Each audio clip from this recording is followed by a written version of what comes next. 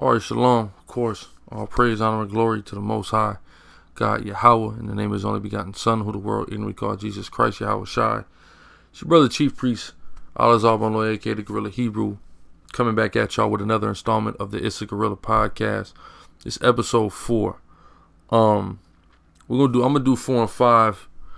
I'm gonna say this first and foremost. I watched Black Panther for the third time yesterday, which was Sunday.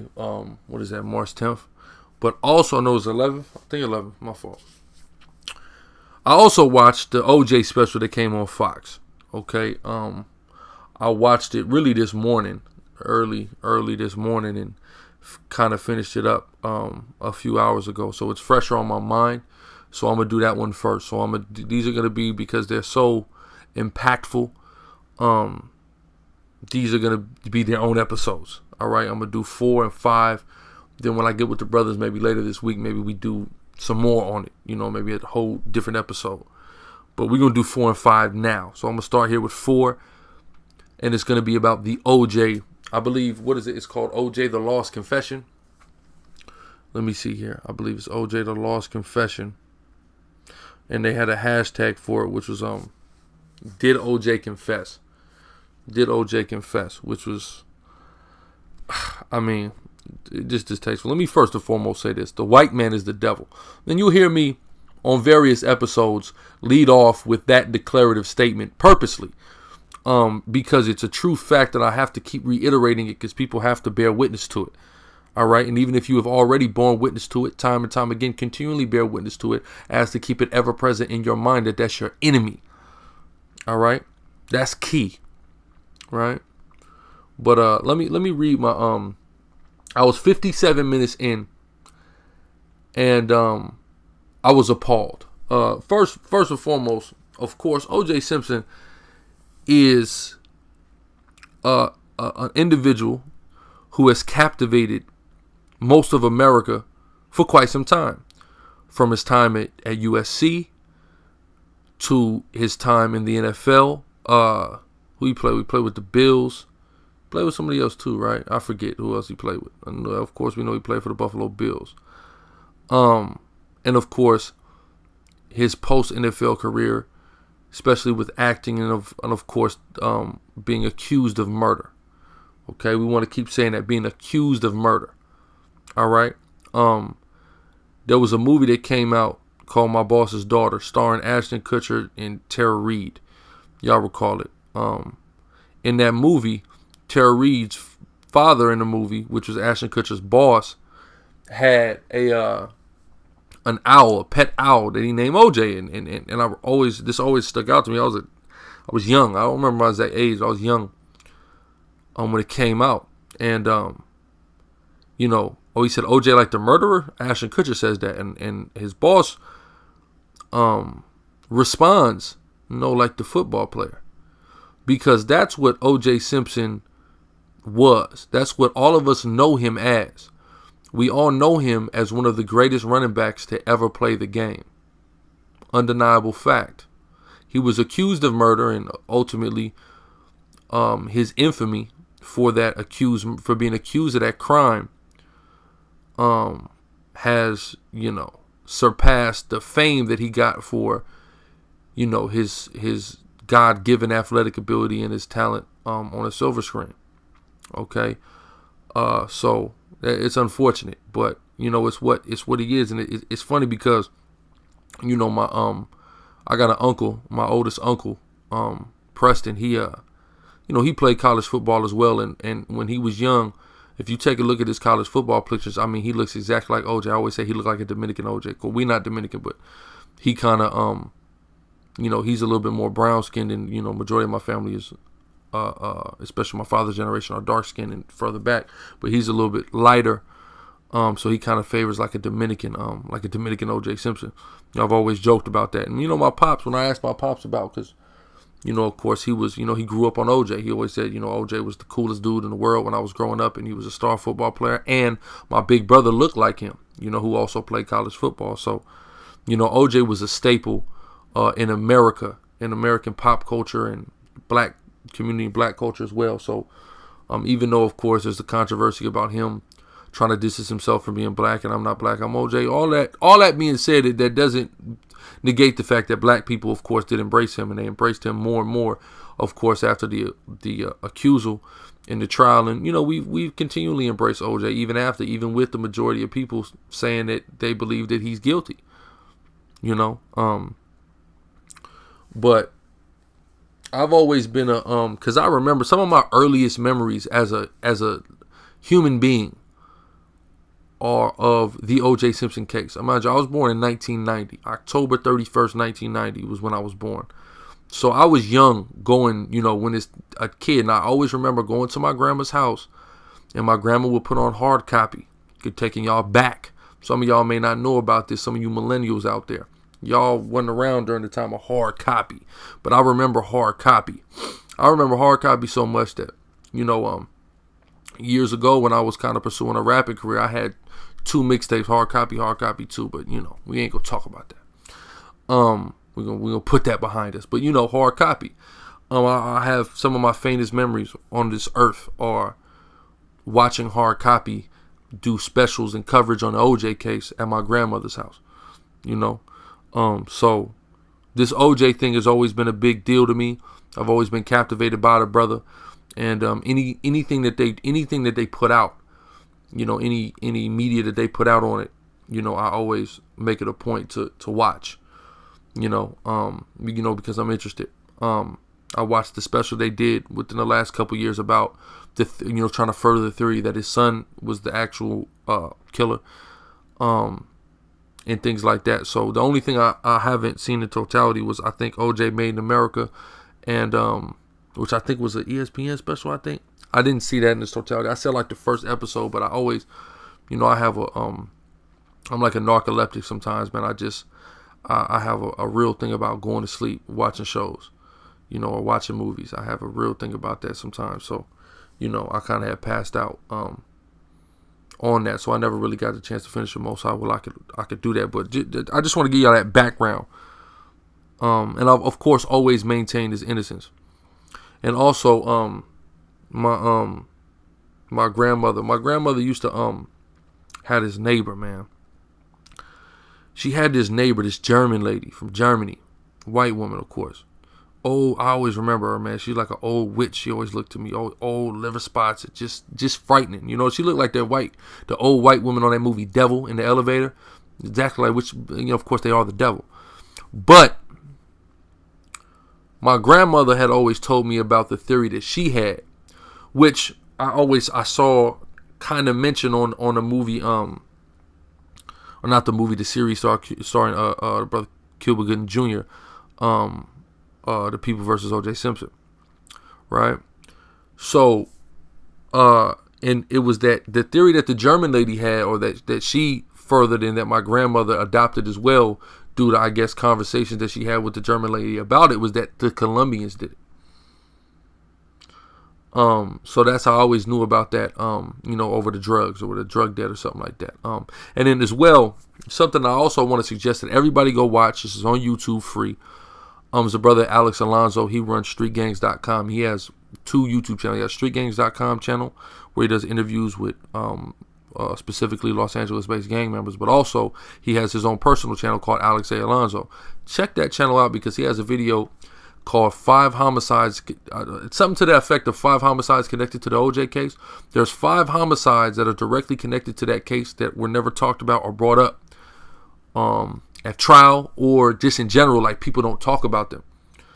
And what you'll come to see is 2 of Ron Goldman's closest friends were killed, one about 10 or 11 months before he was killed, and the other about 10 or 11 months after he was killed. Killed mysteriously, killed similarly to him, and it seemed to have all been connected to some type of drug debt or something like that they could have had. That's a theory that isn't never talked. Counter theories to OJ doing it are really never talked about. What's also not talked about is, because basically when they don't talk about that, they have to admit that the killer is still out there, that there's somebody who quote unquote hasn't been brought to justice. People People may say, well, oh man, nigga, you tripping. OJ did that. I mean, you may think that. But based upon what I've seen, of course, which is not like I pulled any of the court documents or I've examined any of the evidence myself. This is all my perception predicated upon the countless hours of television programming that I've watched about the case. As well as, of course, giving my brother the benefit of the doubt. So I want to put that all on the record, principally, because a lot of things have and then and another thing, what's so hilarious is I just watched a video on YouTube, and then I like the other day about facts involving the O.J. Simpson case, and what they let off with is the same thing that was let off with in this series, and the same thing that's always let off with. But if you watch the People versus O.J. Simpson, they'll show you how it was disqualified. Because this dude, they always say his blood was at the crime scene. They always say his blood was at the crime scene. But it is a fact that in court, a DNA analytical expert disqualified that was in fact his blood at the scene. The only thing that could be determined by that the third party DNA that was not either Nicole or Ron's was that he was most likely an African American. So-called, right? Now, granted, if the Colombians did it, that would make sense because, of course, when you deal with, what the fabric work of the Latin American community is, you have black, indigenous, and of course, European, quote unquote, black, white, and Indian, quote unquote. So that's consistent. Even if you watch damn Narcos, you see that they had a Negro, the SICARII or the hitman for Pablo, which was a brother, but he was Colombian. You got black people in Colombia, Afro-Colombians, right?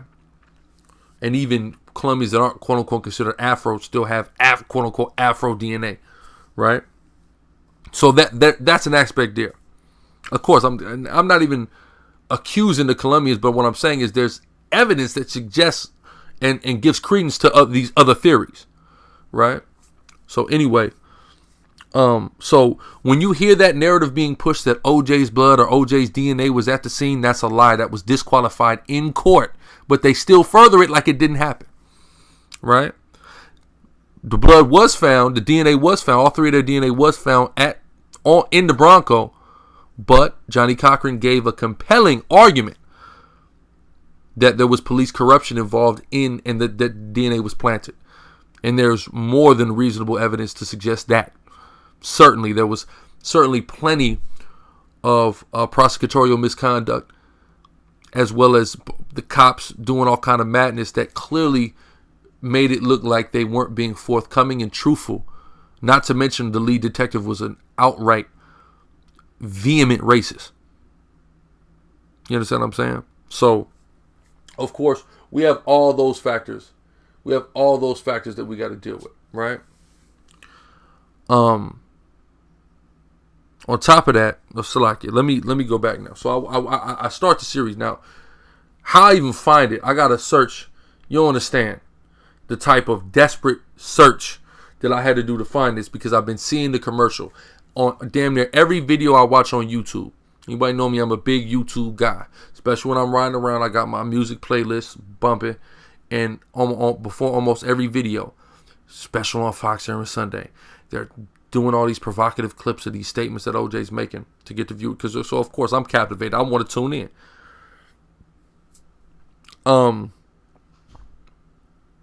So I tune in, and or no, I don't just tune in. My fault. I don't have cable at my house. I got the internet, right? So, what I do is I'm desperately searching. I'm trying to find a bootleg. I can't even remember any good bootleg sites. I ain't watched bootlegs in a while. Can't even find any good bootleg spots. So I'm like, damn, what do I do? The ones I can't find, apparently they ain't got it. So I'm like, damn, how am I gonna find this? So I find an article that is giving you instructions on how you can watch it. If you have Hulu, watch it this way. If you have this, watch it that way. YouTube TV, watch it this way. I have none of that. But then it says Sling is offering a free trial right now, and you can watch it on Sling. So I said, cool. Sign up for the Sling free trial. Sign up for the ultimate package. They got the top package they got. I said, for sure, like, I know, like, if I get the top package, then, you know, I'll be straight. Sure enough, I get the top package, and I don't read the fine print on the viewing instructions that the website gave me. So I keep going to Fox Demand, and I'm looking, like, to every category. But I'm sure, like, because first thing I do is go all the way down to the specials.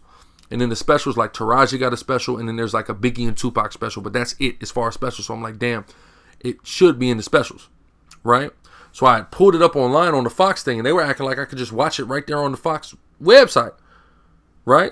So I click on it, and it just time out, like it just won't play. So I'm just confused. I'm searching desperately all around the on-demand. How can I find it? How can I find it? I can't watch it. So then I look at the fine print on the website that gave me the instructions to view it, and it says in select markets, meaning I could have streamed it on demand or watched it on even online, only in select markets. So apparently my market is not one of the select markets. It's blacked out in my market. I would have to literally went and got a cable box and watched it on Fox in order to see it. I couldn't have watched it any other way, right? So I'm hot. Number one, I just signed up for a 7-day free trial. I'm probably gonna mess around, forget, get charged the $40 in a week, and be mad as hell when I see it pop up on my statement. You know what I mean? And I did all of that just to watch this goddamn special. So I'm hot. But then, I get an epiphany in the spirit, right? Check YouTube. Because a lot of times when something first happens, it will be available on YouTube. Somebody will bootleg it, put it on YouTube, maybe crop it a little bit, alter the audio somewhat so it won't immediately pick up on copyright detectors. So sure enough, I go on YouTube and like the second page, like a dude just got it up. It got like 100-something views. That's it. I said, damn, there it is, right? Click on it.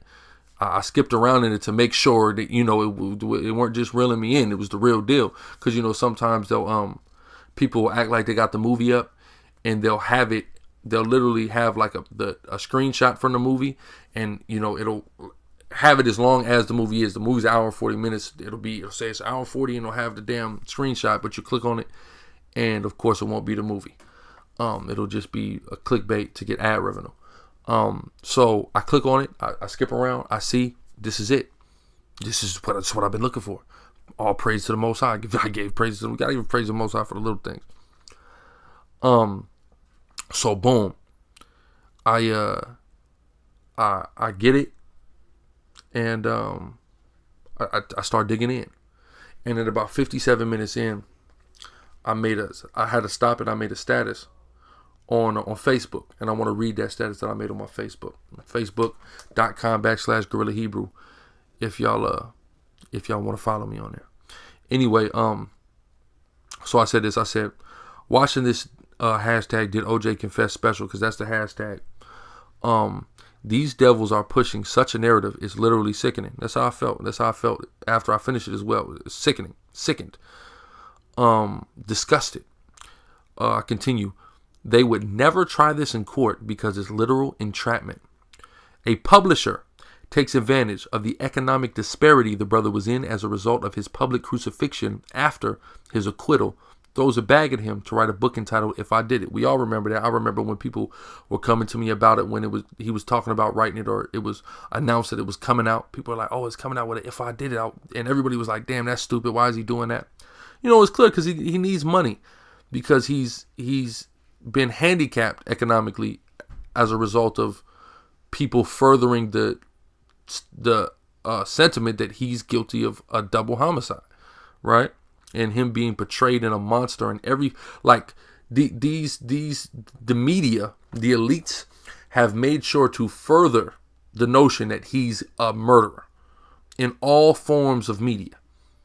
He's rarely ever been talked about as somebody who was acquitted and somebody who made his name from being a football star and later an actor. He's never given that decency. Like, the American justice system will call people everything in the world. But this time, when a man is proven not guilty, he's still stuck with that rap. That's drastically unfair. But should we be surprised? This system works against us as Black, Hispanic, and Native Indian every day. But the time where we're able to use it against itself, now everybody mad at us, right? And that's why Black people rallied around a brother the way they did, and we gave our undying support to him, with the exception of that Uncle Tom DA that sat on this panel on this special. That's why. But let me start from the top. My apologies. Watching this Did OJ Confess special, these devils are pushing such a narrative, it's literally sickening. They would never try this in court because it's literal entrapment. A publisher takes advantage of the economic disparity the brother was in as a result of his public crucifixion after his acquittal, throws a bag at him to write a book entitled If I Did It, then interviews him on what he wrote in the book as he recreates his perspective on how it would have occurred had he been the killer. An account that he not only maintains as hypothetical, but contradicts what coroners say happened. Therefore, what he's saying hypothetically happened couldn't have possibly actually happened. Yet they are telling us that that is a confession. That this is a confession, right? So I want to backtrack. Okay. The publisher interviews him on what he wrote in a book as he recreates his perspective on how it would have occurred. So what happens is a publisher approaches him about giving him a bag to write this book. He sits down with a ghostwriter. He and the ghostwriter then work out how they would have imagined it would have happened if he had been the killer. They write that in a book. They publish it, right? That interview that they are putting out that was done 12 years ago, and the reason why it's been taking so long to come out is because the Goldman family was against it coming out. Anyway, he writes the book. So they're interviewing him about what's in the book. So when he's saying, I remember I was given a knife, and he's saying all these things, they're playing it like he's saying it as if he actually did it. But what he's saying, I remember, is I'm remembering what was written down in the book. It's not him saying, I remember doing this.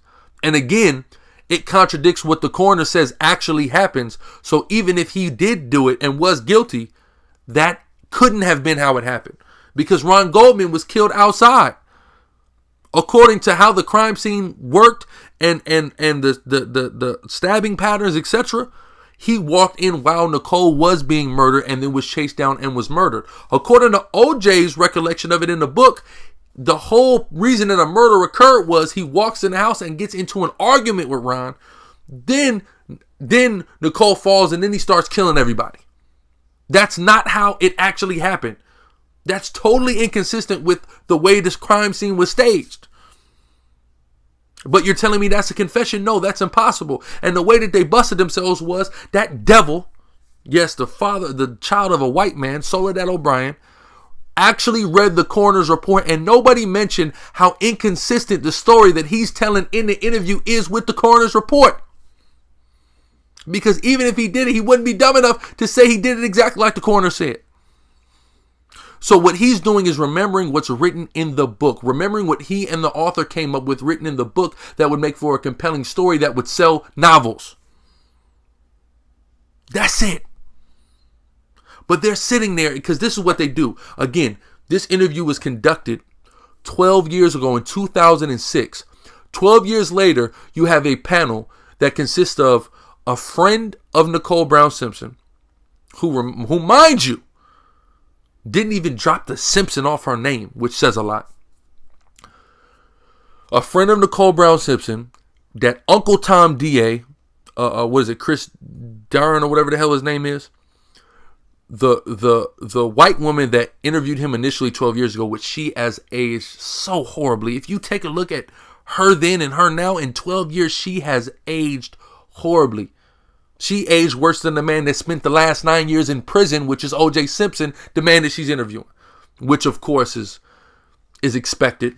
And Christopher Darren looked like goddamn Bryant Gumbel now. He's put on so much weight. And then for a part, they have like a domestic abuse victim expert, and then later they bring in an alleged FBI profiler. That's what the panel consists of. So what they'll do is they'll play some of it, and then they'll come in and then they'll add their 2 cents that furthers their narrative. furthers the narrative that he's making a confession and he is a monster. He was an abuser. He tried to control this woman's life with fear, with threat of duress and coercion. You understand what I'm saying? So they keep pausing the interview to come in and make sure they're steering the narrative and steering the perception of the general public when watching this. Which was, that's what I was so disgusted about. Not the interview, because that white woman sat there on the interview and played like she was OJ's friend, the devil. And that's one of the morals of this story. Leave white girls alone. If we learn nothing from OJ, we learn to leave white women alone. Right? So anyway, they're steering this narrative, and I mean it's just filthy, and it's just absolutely disgusting, right? So they what people need to do is they need to stop listening to what everybody says about OJ and start listening to OJ, because any reasonable human being that is an adult, that has been in relationships long term, that has had children with somebody, can listen to what OJ is saying and can begin to understand how he's being painted as a monster and how common some of these things are. Whether or not they're right or wrong, these things are common, right? Let me explain. The district attorney, the prosecutor's office, the prosecutors in the case, furthered a narrative that there had been 7 or 8 domestic violence calls to the Simpson house. They could only substantiate 2, right? To defend the fact that they can only substantiate 2, that Uncle Tom says that O.J. Simpson had such a good relationship with local law enforcement that they would just be coming over and hanging out and partying at his house while on shift. Something that was never substantiated. If he had such a great relationship with the police, why were they so quick to arrest him? Why didn't they cover for him? Why was it so easy for Johnny Cochran and the Dream Team, Robert Shapiro and the others, Robert Kardashian as well? Why was it so easy for the Dream Team to show clear corruption and clear misconduct on the part of the police? Why was that such an easy task for them if OJ had such a great rapport with local law enforcement? Why was it clear that local law enforcement tampered with the scene? See what I'm saying? Bullshit. So the only 2 occasions that they could substantiate for domestic violence calls was one where OJ admitted to domestically being violent with Nicole Brown Simpson, but only after she had become violent with him. But he still didn't justify it. He still got 120 hours or something like that of community service for it. And he still was apologetic about it. Facts. All facts.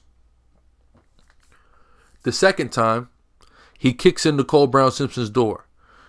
Oh, no. There's a third. No, my bad. There's 3. There was 3. There was another time where he beat her car up with a bat. Right? He said they were outside talking. And when they were, again, he didn't do any violence to her. The other 2, that was the only time where it was on record documented that he did violence to her. The second time, they're in the driveway, they're talking. I guess they get into a little bit. I guess he said he was bouncing a bat off the tire of the car. All right. Eventually, or I guess accidentally, he bounced the bat off the rim of the car. While the tension of the conversation, began to rise. She makes a statement to him that he's going to have to pay for the rim if he breaks it from bouncing the bat off of it. Then the tension explodes. He's upset. And he begins to beat the hell out the car with the bat. He kind of downplayed it. Of course, the windshield was broken. So, he might have downplayed it a little bit. But the fact remains he didn't do any violence to her. He said, I paid for that car. I paid for the house. I'm paying for everything around here. This is I'm not trying to justify him violently beating a car, acting out in a moment of rage. But we have to be reasonable and honest adults here and understand how infuriating it could be for somebody that you literally take care of every aspect of their life to tell you about doing something to something that you purchase in the midst of an argument where you can get upset. And of course, rather than taking the baseball bat to that woman's skull, he took it to the vehicle that he bought and paid for. And he's a monster for that? If he would have took it to her skull, I can understand that narrative being pushed. But instead, he beat up the car that he bought and paid for anyway, and I'm sure he paid to fix or paid to replace. But he's a monster for that. I don't see it. I see something that has happened in several people's lives who I know. And that doesn't define who that person is.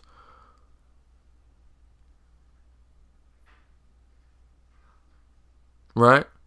So then the third time, he was notified by a friend of Nicole Brown Simpson that she had a party that involved orgies and drug usage while his children were in the home. And he says, in the interview, I did what any father would do. I know my father would have done it. And I know my father would never. And it always taught me to never put my hands on a woman. His father taught him to never put his hands on a woman. His mother taught him that. And I was taught that by my father. But I know that there's been times where, of course, I'm not saying my mom was having an orgy, but there's been unfavorable things that have occurred in the house while myself and, my siblings were there when we were children. And my father's reacted similarly to how OJ did in this situation. He kicked that door in. He came in there. He was yelling, screaming at her, slamming stuff around because he's upset that there's some type of sick, drug-induced orgy going on while his kids is there. You see what I'm saying? I mean, anybody out there listening to this right now, any brother, any man out there listening to this right now, you mean to tell me you wouldn't react in a similar fashion if you would have been made aware that something like that was going on while your children were in the home? But again, yet and still, he did not injure that woman. He did not strike that woman in that instance. He was mad, but we still cannot see a pattern of him abusing that girl. We can't see it. And you wonder why these niggas lost the case. Because these claims are unfounded. Right? So those were the 3 incidents. Then they accuse him of stalking her. Number 1, and then the incident that they bring up where they allege the stalking occurred was a restaurant opening. A restaurant opening where both of them know the owner of the restaurant. So when it was open, they both went to, but separately, in separate parties and in separate groups, the opening of the restaurant. How is he stalking her when they're just going to a restaurant opening? And again, OJ is with 16 people. He said, I'm stalking her with my whole crew. And here they go, yeah, you are because you know how to cover your tracks. No, he goes to a restaurant opening of a friend of his that has a restaurant. He is a key figure and prominent in the LA nightlife at that time. You would be remiss to not have OJ at your restaurant opening, at your club opening, at your movie premiere, at that period in time in Los Angeles. You would be remiss. So of course he was there. They say he was stalking her. That's shameful. That's insane for you to even suggest that. He sees her there. He talks to her. Mind you, they're going through their divorce and separation. He stops by the crib later, admittedly trying to get some. And he talks about their sexual relationship continuing through the divorce proceedings and after the divorce was finalized, and her talking about coming back home after the finalization of the divorce. On her own free will, with no threat of duress or coercion, while he had a whole other girlfriend that he had a very public relationship with even through the trial. They don't talk about that. All praise Yahweh Bashem Yahushua for the truth, man. I just want to say that. They don't talk about that. Right? So he stops by the crib later, trying to get some, trying to creep on by, man. Again, man, dudes who got baby moms, ex-girlfriends, trying to creep slide through, get some on a late night. This is very typical behavior. It does not substantiate stalking. It does not substantiate abuse. It's typical behavior, and it's consistent with the way their relationship persisted up until the time where she died. Period. Right? Anyway, he slid through While he's walking up, he sees in the window that she's clearly in an intimate exchange with another man. He said he hits the window and leaves. He said the purpose for him hitting the window was to make them aware that anybody walking up can see what they're doing and maybe they should do things a little bit more covertly, but he left. If he was a jealous murderer, he would have stormed in that home and murdered them at that moment. At that moment. Why, in a jealous rage, would he murder her and Ron if, pursuant to the coroner's chain of events on how the crime scene unfolded, was that Nicole was being murdered and Ron happened in when Nicole was being murdered, was chased down and murdered in the front yard. That's what the coroner says happened. All right? The coroner says that. There's no reason for him to be in a jealous rage if her and Ron aren't in the room together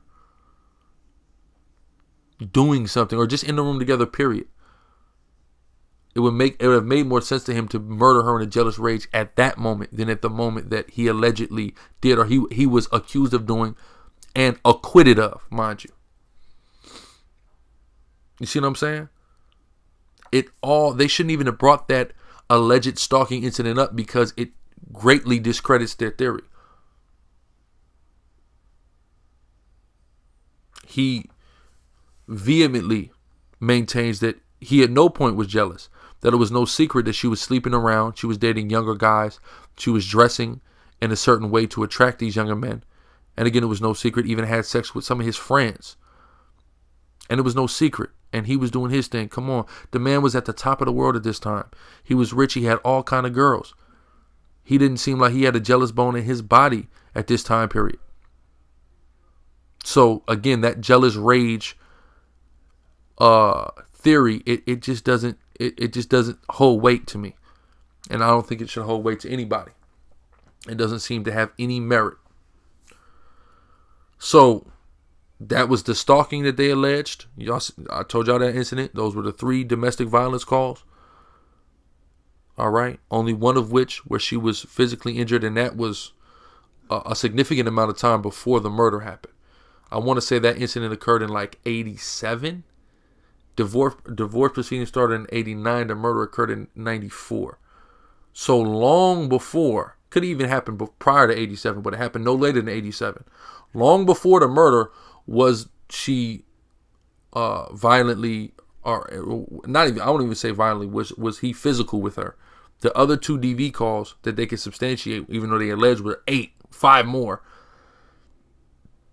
The other DV calls, she cannot prove his physicality with her past that isolated incident. But he just morphs into a murderer. We got to be serious here, man. We really got to be serious, man. It just doesn't make sense. But here they are pushing this narrative and making money off him. And then on top of that, at the end of the program, they make sure to put in how he was not compensated or counseled about the production of this program. And of course he wasn't, because if he was, I'm sure he would have objected to it. But of course he was paid to do the initial interview. Y'all didn't bring that up. He was paid to do the book. And he definitely should be paid and compensated, though, for y'all using his likeness and making him as much money off of his name as y'all do. Because he's like a guaranteed cash cow, because he captivates audience to this day, that whole situation. And the brother really just want to live his life. So it was absolutely filthy and disgusting. Let me go back to my statement real quick that I made.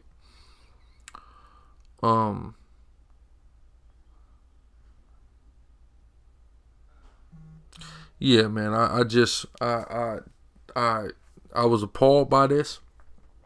Again, he recollects what was written in the story, and they paint it as if it is a confession. Every person on that panel made me sick. All parties involved made me sick. It just absolutely disgusting, man. Absolutely, positively disgusting. You know, it is what it is, man. That's about all I got. That's about all I got on the OJ thing, man. If I remember anything, maybe on future installments, I'll add it in. But man, it's, it was fresh on my mind. I wanted to talk about it. And he ain't do it. I'm going to tell y'all that right now. He ain't did it. It's more, I honestly say it's more likely that his oldest son did it than him, to be quite frank with you. And then once you see how grisly and gruesome that scene was, how many times they were stabbed, how they alleged that the killer was just going back and forth poking them even after they was dead, just going back and forth poking them. I don't see him as he did that. I don't believe it. And you can't make me. I'll tell you that right now. It just is inconsistent to me. These were very grisly murders. I won't even say murders, kills, because we don't know what the circumstances were.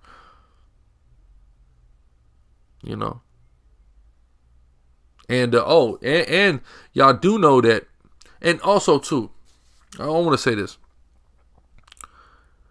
I've heard from some people say that the Simpson thing was a psyop, and I've heard from some people say that it was a ritualistic Illuminati murder that O.J. Simpson did to sacrifice Nicole and Ron. Here's my thing, right? When people do these quote-unquote Illuminati sacrifices, blood rituals, things of that nature too, Satan or whatever, however they work in the Illuminati, quote-unquote,